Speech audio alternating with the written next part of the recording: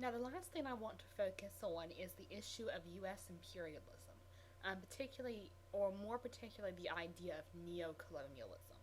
Now, we've already examined the expansion of the continent, so this is really the idea of United States, the attitude of the United States towards Latin America and to the Pacific. Now, the Monroe Doctrine of the United States basically was an issuance to Europe saying anything that happens in the American hemisphere, the United States is going to take care of it. So it's very much against any sort of European intervention, which, by the way, the intervention of France within Mexico, that would have been a violation. But of course, considering this happened the same time as the U.S. Civil War, there's really not a lot the U.S. could do about it. So what we're really looking at is terms of the idea of U.S. investments now. And this is what's known as the Roosevelt Corollary. And this is connected to the Monroe Doctrine. The Roosevelt Corollary is basically saying that the United States has the right to intervene into other countries with the express interest of protecting U.S. investments. And this is the idea that's supporting the Spanish-Cuban-American War. Now, Cuba, Puerto Rico, and I think Guam and the Philippines, these are the last little bits of the old Spanish Empire. Everything else has pretty much proclaimed independence. And Cuba and Puerto Rico and the Philippines also want to declare independence as well. And so there's currently a civil war going on within Cuba between the Creoles, the Mestizos, the natives, the blacks in Cuba, and of course the Peninsulares. Now, the United States has a significant amount of investment within Cuba, particularly within the sugar production, the sugar plantations. And so they send down a battleship called the Maine. And presumably, this battleship is supposed to be just there to make sure nothing in this war happens to interfere with U.S. civilians who are there or the U.S. investment. Now, for some unknown reason, and it's probably a fault within the Maine itself, inside the boiler and furnace, the Maine happens to explode.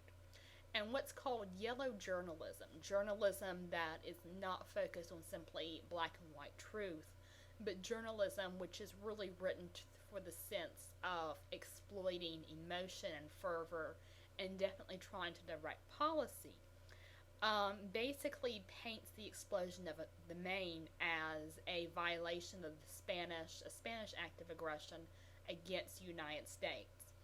And so, what the Spanish American War does for the United States is it's actually an incredible unifier in terms of society, that now they have this common enemy, they have to go to war and defend U.S. interests. So, it's probably one of the best unifiers of society that the U.S. has seen since the Civil War.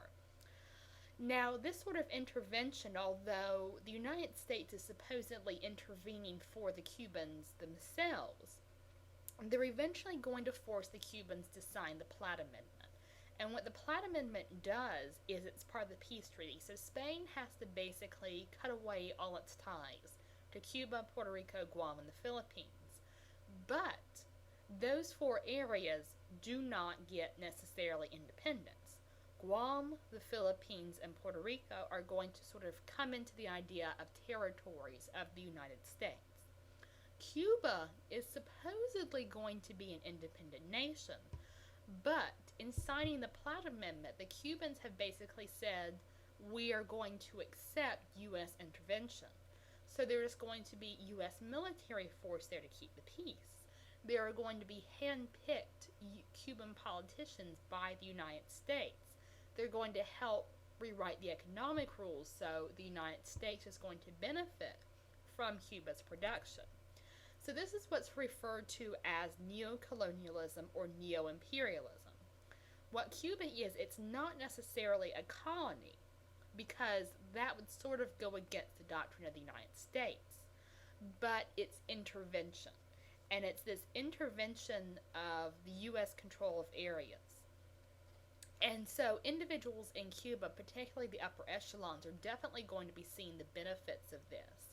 And they're going to allow neocolonialism to continue. But there's also going to be a certain resentment against the United States for ignoring the sovereignty of Latin American countries. So, neocolonialism for the United States is very much an issue of the economy. When we last saw Latin America, we saw that the liberals, the progressives, had actually taken political control again. And the reason they were put back in control is because they wanted to emulate Europe and the United States. They wanted those conveniences of progress or of modern society. And we saw that the only way you're going to get that is if you have money and if you can import this knowledge.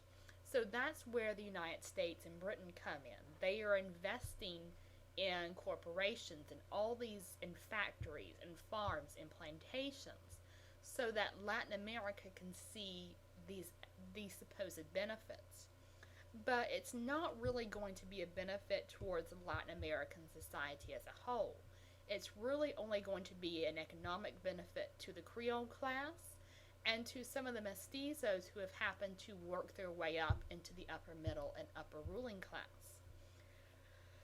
The export economy that Latin America now has with coffee, fruits, cattle, sugar, iron, nitrate, copper, and rubber, it's going to make the landowners enormously wealthy, and also individuals in the United States and Britain who happen to own interest in areas like the United Fruit Company.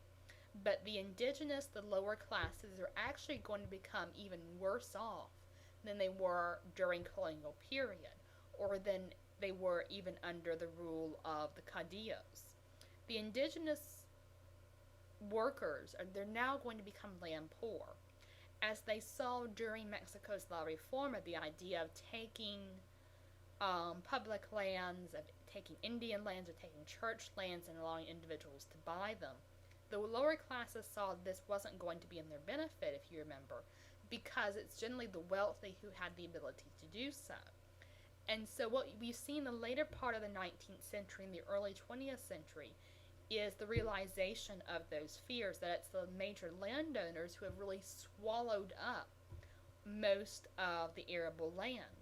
And so now individuals don't even have enough to have a basic subsistence, not even enough to graze a few sheep or a cow, or to even have a common garden for their family. They don't have the ability to do that. So really a lot of the lower classes have now become tenant farmers, or they're having to go work in the plantations, or they're having to go work in the factories. And so you see an enormous population explosion in Latin America, but one that's rife of the urban poor. And generally, investment tends to leave areas if they no longer become profitable. So, if you have this major banana plantation, there's going to be a demand for workers, as long as the banana crop keeps going. But if it suddenly stops, if there's a banana blight, if there's something that's going to make this plantation unprofitable, the investment, the companies, they're all going to pull out. And so what you have left is this rural population, all these workers, who have nothing now. They have no wages, they have no opportunities, and they're also now missing a few fingers from having to go out and harvest the bananas with machetes. So it's very much the same as the investments that we're seeing in Africa, in the Pacific, and in Asia. All this infrastructure is being put in place in terms of civilizing societies, civilizing these other societies and bringing benefits to them. But the profits are being pocketed by a very few native wealthy, but primarily by the West.